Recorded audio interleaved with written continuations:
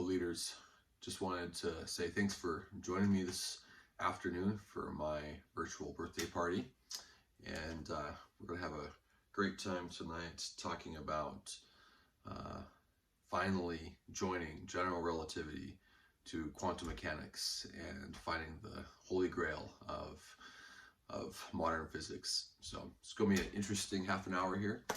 Not just kidding, but hope you guys had a great time with everything Wednesday night. I know a lot of people worked real hard to put on the show on Wednesday night, and I caught it in between putting kids to bed and had a great time with that as well. But hey, we're kind of in an interesting moment for our season and for our semester. But before we kind of get into discussing kind of what do we do with this moment, I wanted to give you guys a few announcements, just kind of run through those so you guys are aware, kind of know what's going on. One thing to just keep in mind is that the LTC students are, beginning to wrap up their semester with LTC as well, which is really exciting. We've had a great class and a great time teaching them. But what we'd ask you guys to do to help us is just touch base with them. If you have an LTC student, make sure that they're still, participating, still excited. If they have any practicals they need help with, they should have just done a practical this last week on time management. I know that's something we're all always just kind of working on and growing in, but the hope is that they would practically get a sense of like, hey, how can I realistically do leadership as a student? And so one of the things they're supposed to do is talk to you. So if they haven't talked to you yet, please reach out to them and just talk with them about how you've learned to, amongst busy schedules and school and work and other things, how have you learned to include the needs of leadership into that rhythm of your life? And we're going to get, wrapping up here with exit interviews and some of those things. So it should be really exciting. We'll probably have about somewhere around 70 small group leaders potentially on the team this next fall, which is exciting. Speaking of next fall, we've spoken with the university a little bit, and this next fall looks like it's going to be somewhat similar to last fall, to be honest, as far as welcome week. For you guys who are like, oh man, really? No, I mean, the university is planning on shifting where they're pretty much kind of going from like 20% classes in person to 80% classes online from this last semester. And then right now, 100% online. The plan is to shift towards 80% in person, 20% online in the fall. Now, what's going to be the same is Welcome Week, where they are planning on still basically doing largely the same strategy they did this last year, where it's students just online, virtual activities. Practically, though, they have not seemingly put the same restrictions or same requests for us to be absent or less present than normal with the campus. So it really could be a really powerful, exciting moment for us, because as we have really kind of full access to the university and the students have nothing going on, it could be a really exciting moment for our ministry just to focus on what we do well, which is fighting for and pursuing people in their world. So get excited for that. We are going to start, as is really our rhythm, if you've been on leadership for the last few years, the Monday and Tuesday of Welcome Week. We're kind of leading into Welcome Week. That Monday before school starts, we'll have our leadership retreat. LTC students will have a bit of a retreat the day before that on Sunday afternoon, and then we'll do Monday and Tuesday of just a leadership retreat. We'll probably, we haven't nailed down details yet, but probably some combination of like what we did this last year, where we'll start to do leadership retreat and outreach sort of kind of blending together a little bit, which really had some great results and great feedback from about. So anyway, just get excited for that. Put that on your schedule. I know everybody's working on summer plans and all that kind of stuff. So I wanted to keep you guys in the loop on that. Now, in between the end of this semester and that point, we are planning on doing, for those who are in town, we will do a kind of just a corporate guys small group gathering once a week, and girls as well once a week, just having a kind of a girls small group weekly meeting. The plan is to basically have just different staff or student leaders who are around at different times. I know people will be coming in and out throughout summers as those kind of things kind of go.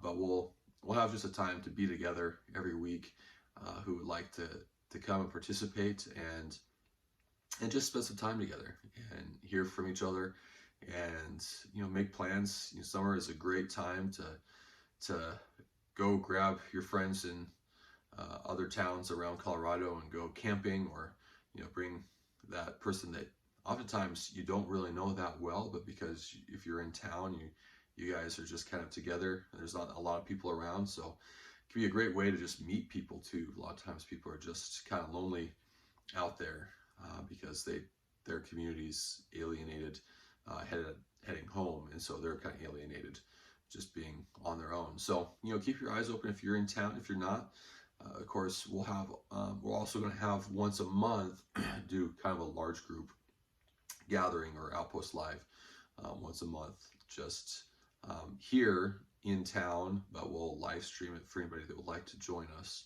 for those as well. So once a week, just a small group, gender specific guys and girls small group meetings, and once a month Outpost Live. So just so you guys are kind of aware of how that summer rhythm is going to go. Now, we are in this really kind of unique, strange moment, if you will. A late spring break, and now the freshmen largely are gone, and a lot of students are just gone, and all your classes are online, and we're getting towards the end of the semester already anyways. So how do we minister in this moment? How do we minister in this unique and strange season? And I mean, I feel like I've constantly asked that question in the last year and a half, and continue to kind of ask that question. But every obstacle has an opportunity, and I think this moment does too. And so what we just want to do for a little bit, I want to talk with you just about a couple principles to think about and process together. And as you guys are with your cohorts this afternoon or evening, to just process some of that. You guys are going to be your best teachers to each other. If you guys are willing to just process together, to wrestle, to ask each other deep questions, I'm going to post some questions here in the description below. But if you are, don't just take that. That's just kind of a base, but ask each other, like, hey, what are you guys wrestling through with your small groups? What can we process together and learn from each other along the way? But one thing that I think is interesting, there was a number of years ago, I remember when Osama bin Laden was captured, and it was, of course, it was a big deal. I was in college, kind of dates me here on my birthday, but I was in college when 9/11 happened, and I remember having friends going, over to Iraq with the war that happened after that, and so for the country, this was really a big deal, right? But I read an account a couple years ago that was really fascinating about the Navy SEAL team who actually went in and took him and captured him, and this Navy SEAL team really was interesting, because the head of this unit was really not comfortable with the plan that was being made for taking out Osama bin Laden. And particularly, he didn't like the fact that the plan was to use this new state-of-the-art modern chopper unit to drop them into the compound where they believed that Osama bin Laden was at. And it had never been tested in live combat before. And so even though this thing was these things were state of the art, were supposed to be, I believe, kind of stealth like and more quiet, and so that's why the leadership wanted to use them.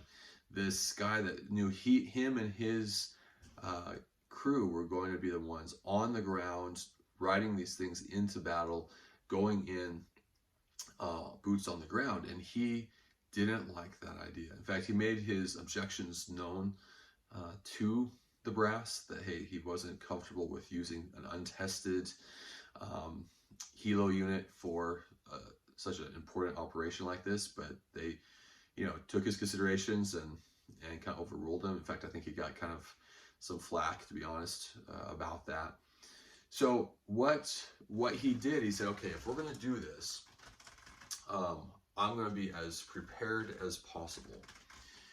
And so what he ended up doing was going through, and he basically in the weeks, and I think they even maybe had a month or more in advance, he basically created a simulated compound very similar to what they knew about where Osama bin Laden was at, and he started basically doing drills day and night with his Navy SEAL team, day and night, just doing these drills with every scenario coming into play, every potential scenario he could think of, and they just did that.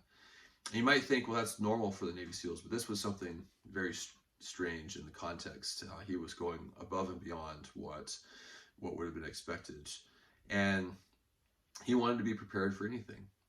Well, the day came, or the night came, when they were going to do this mission, and they went in, and sure enough, these untested helos suddenly had massive issues. It turned out that there was these very large walls around the compound that these untested helos were suddenly unable to land, and they were having all kinds of issues trying to get into the compound because of, I don't know, aerodynamics and how the air was flowing because of these walls against the air pressure, and I don't know. Basically, I'm not going to pretend like I understand this better than I do, but basically what happened was they everything went wrong. But as we know, is what history would tell us, unless you're, believe some of the conspiracy theories about some of this. But what we know from history here is that they got in there. The Navy SEAL team didn't lose a man, and they were able to capture and kill Osama bin Laden. Well, the reason they were able to do that was because this man had prepared his unit for every possible scenario that could have gone wrong. And because of that, what honestly would have most of the time have caused a scrapped mission, and Osama bin Laden to be alerted to what was going on and fled again, suddenly became this moment where they were able to take him out. Well, what am I trying to get at? Kind of interesting story for talking about leadership and this moment. Well, the point that I'm trying to get at is one of the principles that we work from when we talk about culture and how we create convictions in someone's life is the plans we make, right? The U.S. military had gotten word about where Osama bin Laden was at, and so they started making plans. And we need to have a plan. We need to make plans. And I know in our approach to ministry, in our relational approach to ministry, oftentimes spontaneity is very powerful and really a great thing that we encourage and support and love. That in relationships, relaxed love relationships, should have a certain level of spontaneity. But in spiritual formation, in walking with and leading people towards the Lord, we work within the moments of spontaneity that come up, but we need to have that plan that we're working from. We need to have an idea of what are we trying to do? What are we trying to accomplish, in their life, in their spiritual formation? And within that, though, we need to also remember that plans rarely go the way that we think that they should. And so within the plans we make, there's also the corresponding concept and the obstacles that we plan for. And the best laid plans, right? But in this season, one thing that I want to just encourage you guys, we have been doing ministry in person with our guys and our gals, and we've been pouring into their lives and living life together and modeling, faith and journey with Jesus. But if we leave it there, if we don't have a plan to try to help them in the summer, then they're probably not going to have a plan for how they're going to continue to connect to the Lord in the same way. And so one of the things just to think about right now, think through with your guys or your gals is, hey, particularly in the area of your devo life, right? One of the things that small group leaders can do so well is just encourage, support people in building a habit in their life of feeding themselves, of spending time praying on a daily basis, of spending time reading the Word on a daily basis, and creating those habits to help with that.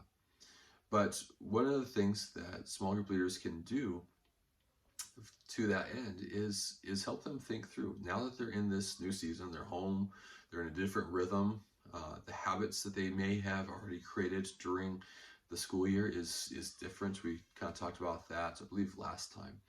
But now, what is their plan for having a devo life? And do they have one? Because if they don't, it's easy to get into, really, in some ways, when it comes to community, for some of these students, we're in summer mode, right? I mean, they're away, they're gone, we're still in a relationship, but they're not here. And so thinking through, like, hey, how can I help you process a plan? Come up with a strategy to have a devo life. Have a goal for how you're going to spend time with the Lord on a regular basis. And what are you going to do? So what are the plans that you're helping them lay out? And are you helping them work on that? And what are the obstacles that they're going to have? Do you help them think through obstacles to that plan? Sometimes people have very ambitious goals, like, hey, I'm not a morning person, but I'm just going to get up at 6 a.m. all summer and spend time with the Lord. Well, that's a great plan. But what are the obstacles that could come up? Well, I could end up staying up till 2 a.m. with my friends on the weekend, and that might be tough. Okay, well, on those days, is it going to be realistic to get up at 6 a.m. the next day, or is there a alternate strategy for yourself on those days? Or what happens when you get up? Do you have a plan for how you're going to do that? So the plans you make with them and the obstacles that you help them think through or overcome and plan for.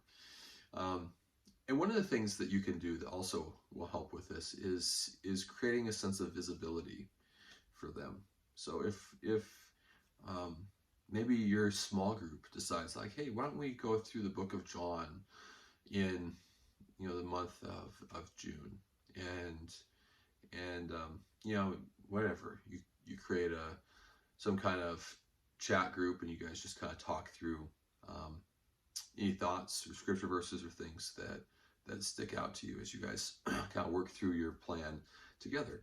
And that's a great way to just kind of create visibility, like, hey, I was reading this last week, and it helps the group kind of see, like, hey, yeah, we're doing this. We are actually doing this together. And a lot of times small group leaders have had strategies like that or other ones. and use them to great effect. Just to create a plan, think through the obstacles to helping our small group members have a devo life, to feed themselves. And if you can create a sense of visibility to it, celebrate what they have been reading, what they've been thinking about, the thoughts they share, any of those kinds of things.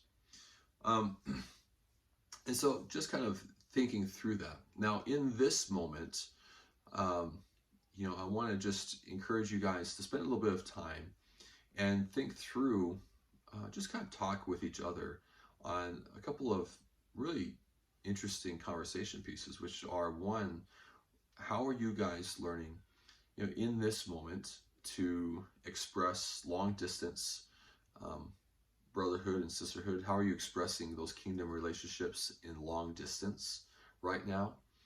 And so we're going to have you guys just kind of maybe talk about that for a little bit. Like right now in this moment, how do you express not just the personal walk with God, which is like, hey, make a plan for a devo life when you're not together so they feed themselves, but also those kingdom relationships. How are you expressing that in that long distance relationship? And I know for myself, I remember when Lindsay and I were first, dating and even before dating, just kind of getting to know each other, and even in our engagement, we were long distance, and in fact, the first time Lindsay ever lived in the same town as me was after our honeymoon, and so that can be, I know that can be sometimes kind of strange and novel in that season, trying to do that, but talking through, kind of like having a long distance relationship, but having a long distance brotherhood or a long distance sisterhood. How are you guys learning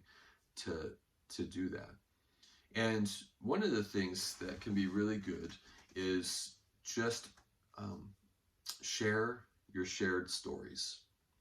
Share your shared stories. You guys have heard me mention periodically just the idea of using future speech, right? Like, talk about your future together.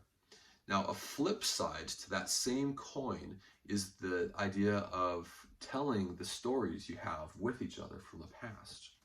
And that also just kind of helps tether you.